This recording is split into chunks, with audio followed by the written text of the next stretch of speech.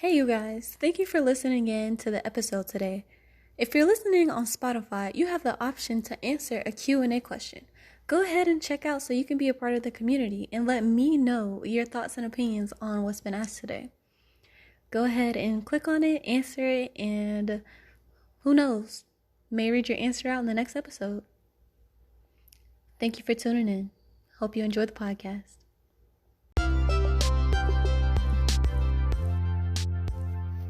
Welcome to the Be Insightful in Technology podcast, a show that helps you gain knowledge, wisdom, and understanding to be insightful in technology.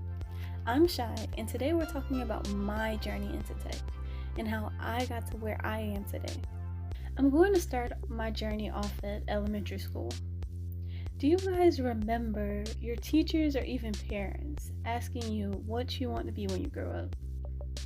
Back then, I'd answer something of what I pictured to be creative, like dancer, actor, singer, like Beyonce. Something I just thought looked cool and seemed fun. There was this one day in specials or the electives in our computer class when I was in about 2nd or 3rd grade. We took one of those career tests. It asked a bunch of questions about our interest, what subjects we were good at, all of that. When I got my results back, I remember seeing web design and more technology pathways. I had no clue what that was. Me being me, I'm a very curious person. I looked it up, which was great because we ended up having to make a presentation about the career we'd like anyway. This is where my interest in the technology field grew because I saw how much money people in the tech industry could make. No lie, my eyes were only looking at dollar signs back then. I'm just being honest. Let's be real here. Further along, we'll move into middle school, where you can sort of pick your electives. Anytime I saw something dealing with computers, I took the course, but none of them were what I was expecting. I ended up in business technology classes that were always so boring. We sat at a desk all day learning how to use Word, Excel, PowerPoint, etc. I knew that was not what I was looking for, but it's all I thought was available. Even ended up in the same boring business tech classes in my freshman year of high school. It wasn't until I had the opportunity to visit our career academy.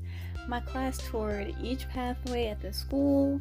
They had options ranging from culinary, nursing, criminal justice, early childhood, and so much more. But there was 3 pathways that stuck out to me: marketing, electrical engineering, and information technology. You're probably wondering, how did marketing even land on the list? Well, the instructor definitely knew how to sell a class. During our trip, the teachers and faculty let us know to list our top 3 options, but normally only the top 2 get selected. Guess what pathways was my first and second choice? If you guessed IT and marketing, you got it right. I remember having a long debate with myself about was it worth it to take marketing over electrical engineering. I regret that decision. Yes, everyone needs to know how to market things, but it was something I could have done on my own since that class ended up like my other business tech courses. Boring. After my first year completing both marketing and IT, in my sophomore year of high school, there was no question on which pathway was right for me. Going into my junior year, I dropped marketing and focused on information technology. In that pathway, we studied networking for our second, which was my junior year. What I loved about the IT pathway was the environment. It didn't give off normal classroom setting vibes. It didn't feel like I was getting taught how to memorize details. I was actually learning. Surprising, right? In the first year, we built PCs, learned how each component mattered. We even studied for the CompTIA IT Fundamental Certification, which I did earn at the end of the year. It was exactly the work I expected to be learning all this time. It felt like I finally had my wish fulfilled. The pathway was 3 years to completion. The first year is the general IT, next is separated by either computer science or networking, and the third year was Cisco networking and even more computer science. I chose the Cisco networking track and I loved it.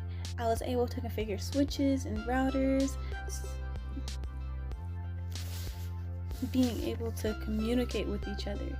I learned how communication of devices on a network actually work from the helpful words of my teacher at the time to take.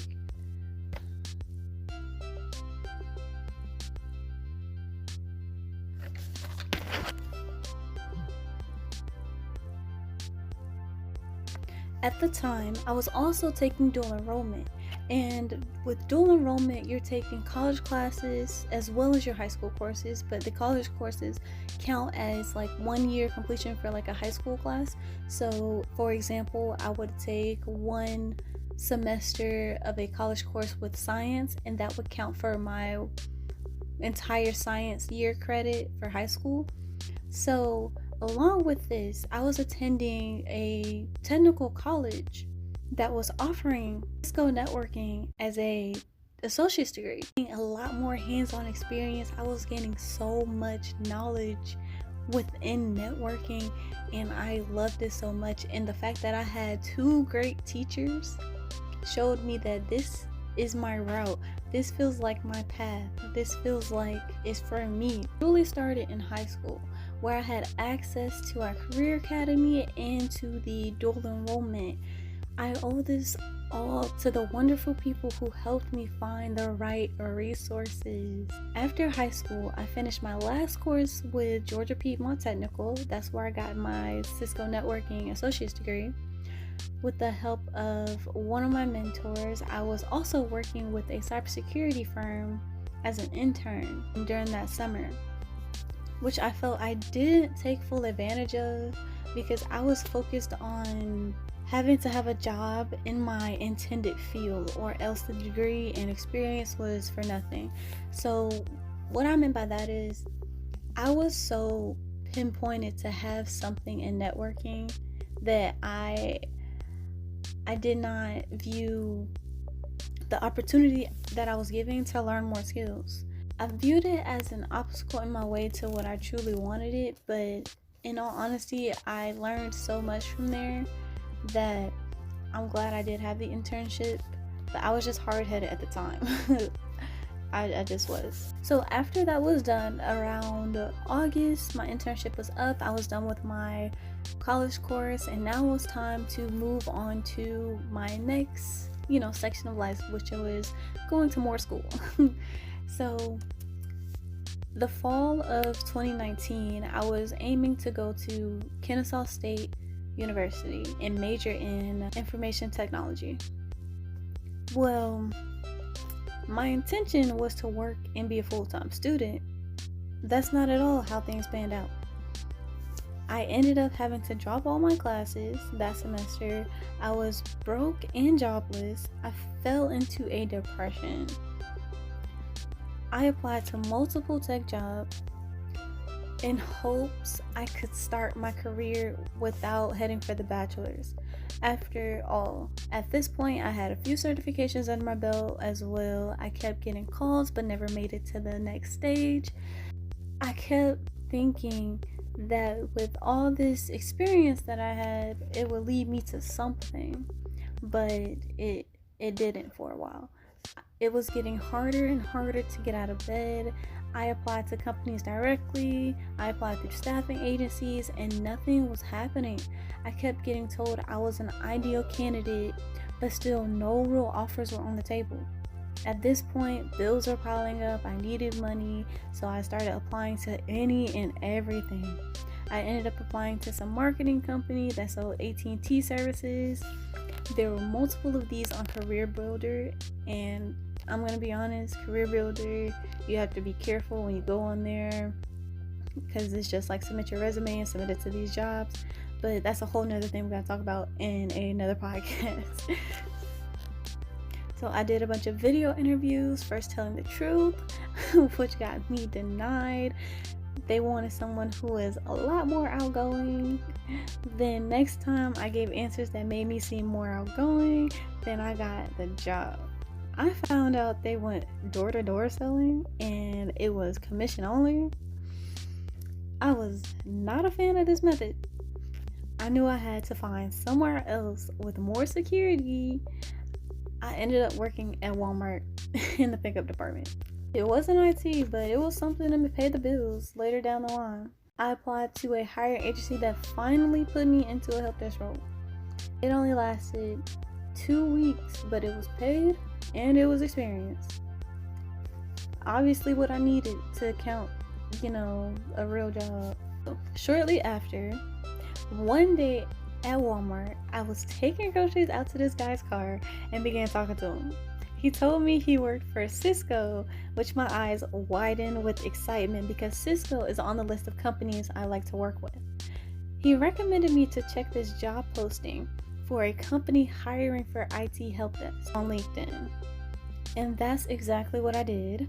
I reached out to the recruiter who posted the info, and next thing we set up an interview with the hiring manager. I received a phone call that evening of the interview that I got the job. I did general help desk for about a year. During that, I got my CCNA. Then the pandemic hit. I still wanted to pursue networking. A position opened up in our NetOps team. I interviewed the first time and didn't get it. A few months later, into 2021, early this year, I interviewed again and finally got the job. I said all this to say, this journey was not easy. It took me a minute to get someone to open a door for me.